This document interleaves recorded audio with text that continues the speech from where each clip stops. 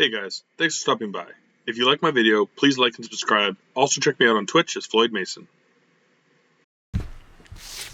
Hello, welcome back, Spooks fans. We're back, and we are back with a classic, One Day at Horrorland, number 16. This is one I think that most people know. I think we're starting, I can't see those from here, but we're starting to get out of the more common ones. I feel like this is one of the last, really big ones that everyone knew. There's definitely going to be more, for sure. But, this one was just one of those ones that even if people weren't big into Goosebumps, they seemed to know about. I, as a kid, had the board game of this, which was one of my favorite board games of all time. I recently rebought it. It's a little more damaged than the one I had, but I don't know where mine went. So really cool game. We'll see how the book holds up. I actually don't remember the episode that well either, even though I know I've seen it several times.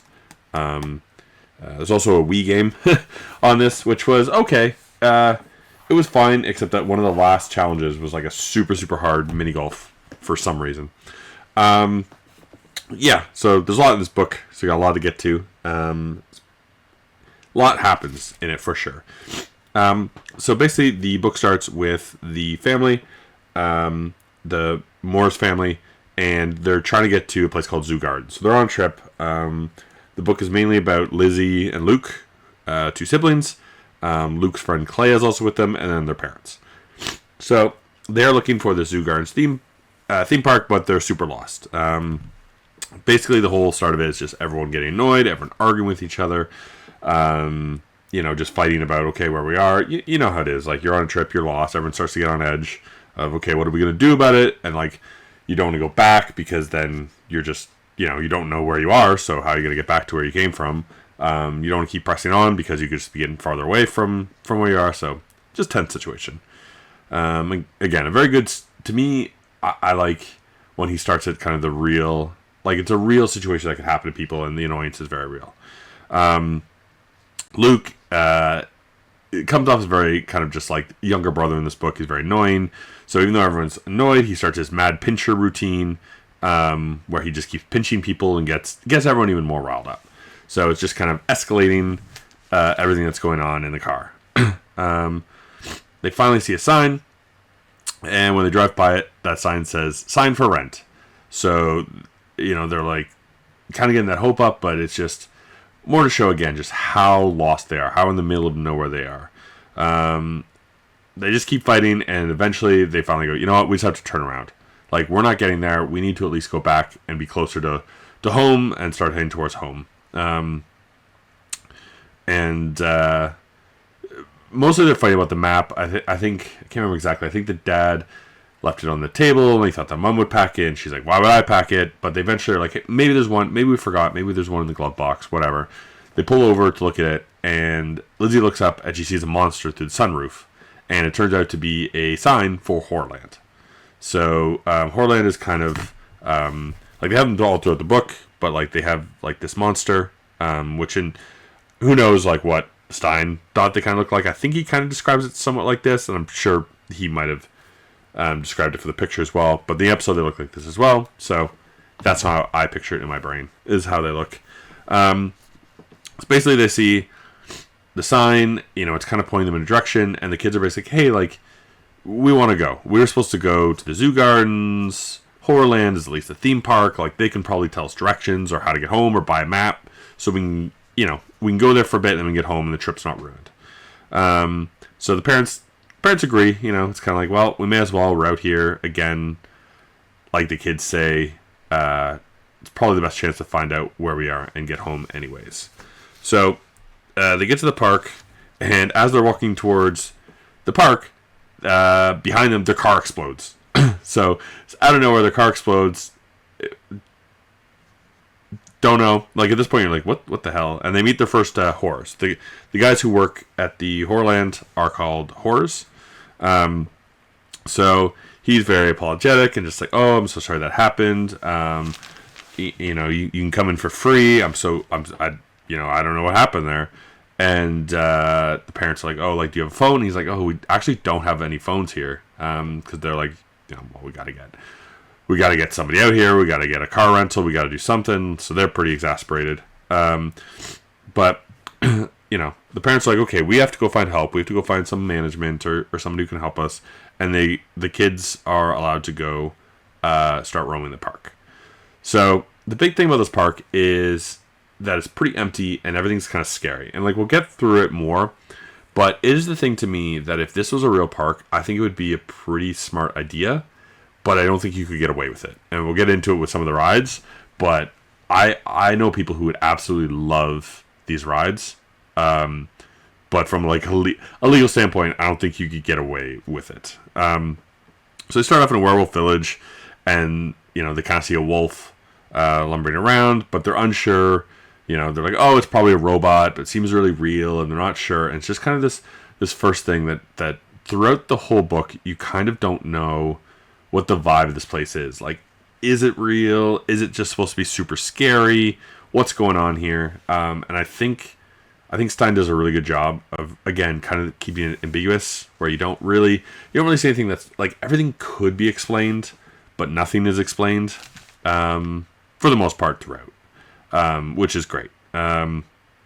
So they see a no pinching sign, which they find really weird, just kind of calling back to like the Mad Pincher thing of like, what an odd place. Just adding to the oddity of it. There's not any people here. There's no pinching signs, and yeah, so they finally see like another family walking around, but the place is dead. Like, there's just nobody there.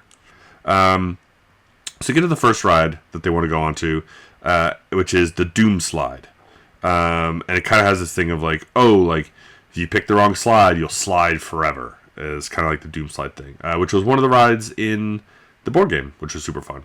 The Doom Slide. I think it had 3 games in the board game. I think it was Ferris wheel, which doesn't exist in the book, a coffin ride, which does, and the Doom Slide. I think there was only 3. So they all go up and they pick a slide and they go down, and the slide is super scary. So it's got like some effects, and it's like in the dark, and so it's actually like very, very scary. But they get out and they're like, wow, that was actually like really cool. It's the thing again about this park, which I think people would like, is the rides are actually very scary. But then when you get off them, you're like, oh, like it was just a ride. Like it was just meant to make me afraid. Like almost like, like a haunted house, but in a ride type thing, trying to actually scare you. And people get their enjoyment out of that. So they get down to the bottom of the Doom Slide, and they realize that Clay is missing. So they're looking around for him, and they can't find him, and they're just kind of like, oh, like, again, it's that kind of thing like, oh, is it real? Like, did he pick the Doom Slide? Is he gone? So what they decide to do, which, while being very smart, could have been very stupid if it was, they decide they're going to go back on the ride and go down the slide he went down. So he had gone, there was 10 slides to choose from. I think he chose slide 10. So like, we're both going to go down this slide, and we'll slide forever or we'll find him, kind of deal. So they go down, and this one seems much longer, much scarier. There's a part where it feels like you're going to go through fire, and it's kind of like all this effect and stuff, and they really start to think, because they just went down this and it's a much longer ride, they're like, oh my god, we are going to slide forever. And all of a sudden they pop out, and they're across the park, which is why it was so much longer, and Clay is standing there. He's like, I didn't know where you guys went, so I just decided it would be best to stay here.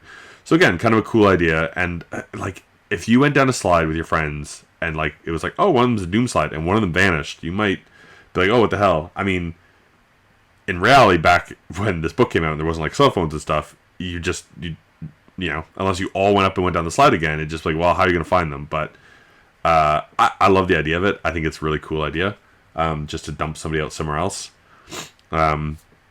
So then they're approached by a horror, and he basically tells them to like get away while they can, and he's just very like, oh, you need to get out of here and stuff. And so they're very like, again, a little freaked out, but like, is he just trying to scare us? Like, it's almost like horror, like, haunted house type atmosphere where everything's kind of trying to scare you.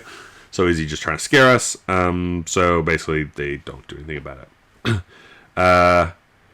They go down, next they go into a house of mirrors. so the boys run ahead. Lizzie's kind of dragging behind, and then they just start kind of like egging her on and trying to find them, and she can't figure out, and they're just further in the maze, kind of giggling and laughing at her, and she just keeps getting through, and she finally kind of finds them, and she realizes that she's separated from her brother by glass. And they're like, oh, like, how did you get in there? And he's like, no, this is where we came from. And then he kind of turns to Clay, who is now also locked in his own room of glass. And then the room starts shrinking. And it's getting closer and closer and just kind of about to squish them. And the floor falls out. And so they tumble out, and they're just kind of safe below it. And at this point, both Clay and Lizzie are kind of like, we don't like these rides, like, they're too scary. And while Luke is definitely scared in all of them, every time they get out of one, he's like, oh, that was so cool and like so much fun. And again, this is a good idea for a ride. This is the one I especially think you couldn't get away with, because again, like, they make it sound like they're basically about to be squished. You could do it if it was just like the room's getting smaller and then it lets you out way before. But I'm sure some people would all of a sudden get like very claustrophobic and freak out, and it'd be more trouble than it's worth. But a great idea in general, I think, for a scary ride. So again, like, you know, the other two at this point are kind of like, I don't know that we were like this park. And so they go up to Horror and they ask him if anyone has ever died there, and he responds only once. And they're like, oh my god, like somebody died here. And he's like, oh, like, so like many people have died here, but you can only die once here, you know, because you only have one life. And it's just like, again, just that thing of like, are they messing with them? Like, what are these hard, like, are they just kind of paid actors who are just screwing around? Or is there something else going on here? Which I love, again, the ambiguity in this book that you don't know at this point. If it, like, you know, we'll get to the end, like, how it could have been, but like, you don't really know which way the book is heading, towards an end, which is great. So yes, they head towards the entrance, and like they see like just a bunch of scary stuff, like similar to the wolf kind of thing, where it's like you're not sure if it's real or if it's fake. They see a bunch of crying kids as well. Like, again, it's pretty empty, but every time they see somebody, they seem to also be in distress. So on the way back, they get to a bat barn, and it's kind of right in their path, and they have to go through it. So they're kind of like, okay, well, we can just run through quickly, and whatever. And as they're going through the barn, it of course shuts, and there's a rustling, and they just feel bats, if they are, in their hair. You know, again, is it a thing with those real bats? Is it just, you know, not mirrors, like fans and stuff blowing to kind of make you feel, or just something coming down and scratching you? But yeah, so they're locked in there, and they're just kind of freaking out. And Luke finally like just pushes the other side door, and it opens, and there's nothing there. There's no bats or anything, and they're just all freaked out. So again, at this point, Clay and Lizzie are really over the park. They just want to find their parents, go home. You know, Luke still thinks it's really cool, but yeah, they get back to the entrance. So they get back to the entrance, and they speak to a person there, and he's like, "Oh, your parents left. They left a while ago." And the kids are like, "What are you talking about?" And he's like, "Oh, they did leave a message for you. Goodbye." And the kids are just, "What? Like, our parents are gone?" Which again, it's just like that thing of like, it just comes off as like, you know, paid teenagers there to mess with you, and somebody thinking that's to scared kids would be a funny thing to say. But they don't believe it all. They're like, you know, there's no way. So they start looking around, and like, again, just everywhere's empty. Like, there's nobody here, and the park is huge. So they're just really getting weirded out now. So it's kind of looking around, and they're finally they're just hanging out by an alligator pond, and all of a sudden somebody reaches out and pushes Lizzie, and she thinks she's gonna fall in, and it's her dad, and he's just grabbing her. And it's one of, I don't like them as much. I mean, again, Stein has a lot of transitions between chapters, but he often does this one where it's like a push, And then as soon as it gets to the next chapter, it's like, oh no, they actually just grabbed you, and it wasn't a push at all. And it's kind of like, it's a little cheapy of a thing. Like, it's kind of like, oh, like, I'm immediately redacting what I said. That's not what happened. But anyways, Dad grabs them. Said they've been looking for him for a while. You know, they're kind of like, yeah, the horror was right. Like, there is no phone. Whatever. But they're like, hey, let's go back to the entrance. Like, the guy at the entrance said he would help us when we want to leave. I think he offers them a car. I can't quite remember what he says he'll do to help them. But the parents want to try one ride on the way out. So they find a lazy coffin ride. So basically a lazy river, but you get in a coffin that goes towards the entrance. So like, oh, well, this will move us towards the entrance. So it helps. And it's kind of just a laid back one. So they all get in their coffins and they're lying down. And all of a sudden, all the coffins snap shut. We just get Lizzie's like report, like, you know, she's kind of saying, like, she's the main character of it, and you can hear the other screaming. I think she thinks spiders are on her, and they're all freaking out and pushing and banging on the lids, and you know, it's just like, oh my gosh, it's never gonna open. And then it finally snaps open and the ride's done. They all get out, and like the parents are pissed. They hate the ride. They're all kind of talking about how they felt something. I think Clay says he felt ants. And just kind of feeling. And again, this is, to me, if you wanted to be scared, a brilliant ride, but I don't think you can get away with it, right? But like, it's that like claustrophobic thing. Is like, as soon as you lock somebody in something like that, you just run in. Like, even escape rooms can't lock you in, type deal. So a great idea. Would be very freaky, especially if you knew it would be okay. And again, so you're still reading on this, like, you're still kind of, what's going on here? Like, at this point, as a kid, I didn't know what's going on. Is there something weird going on here? Is this actually a very freaky place? Or is this a place where, you know, their whole marketing thing is like, we're going to try and scare you, and everything's actually very safe, but it's meant to scare you, and all the horrors are just, you know, paid workers who are just supposed to kind of freak you out a bit. But, so they get to the front door, and they start looking around for the horror, and he's not there, and they realize that everything is locked up and they can't leave. And to this point, they notice that, like, there's nobody there. Like, so they're looking around, they don't know what to do, and there's nobody there, and out of nowhere, all of these horrors come out, and they're just surrounded by them.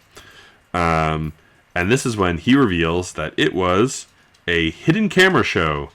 So basically, you know, it is all kind of a gag, and it's all a joke. And they, you know, the purpose is to freak people out and get them off their guard so that they can put it on the horror show. I think they say it's on like the horror channel, and the dad's just like, oh, we only have basic cable, so we've never seen it. They say that they have a new car for them as a gift, you know, because they blew up their car, and that's kind of their prize for being on. So, you know, they're annoyed, but it's like, oh, we're getting a new car, and we can finally get out of here, so it's fine. And so they're like, okay, you just have to, like, yeah, that's all locked up, like, you just have to go through this building to get out. And they go into the building, and they realize that it's not escape, and it is another trick. And they now have to kind of get through this building that's full of, like, monsters. So they just kind of, like, they start, like, running towards the exit, and it's just kind of like, you know, Lizzie's talking about just the monsters she's trying to, like, get by, and, like, kind of glimpses over at her family who's fighting them. And time elapses because they have a certain amount of time, and the announcer's like, oh great, like we have 3 survivors, you know, when there's 5 of them in there. So right away Lizzie's like, oh my god, like who didn't make it? And then the announcer's just like, oh, it's 5. So another one of Stein's little fake outs with that. But yeah, so they're all live, and again, like, they're pissed, and it's just kind of like, they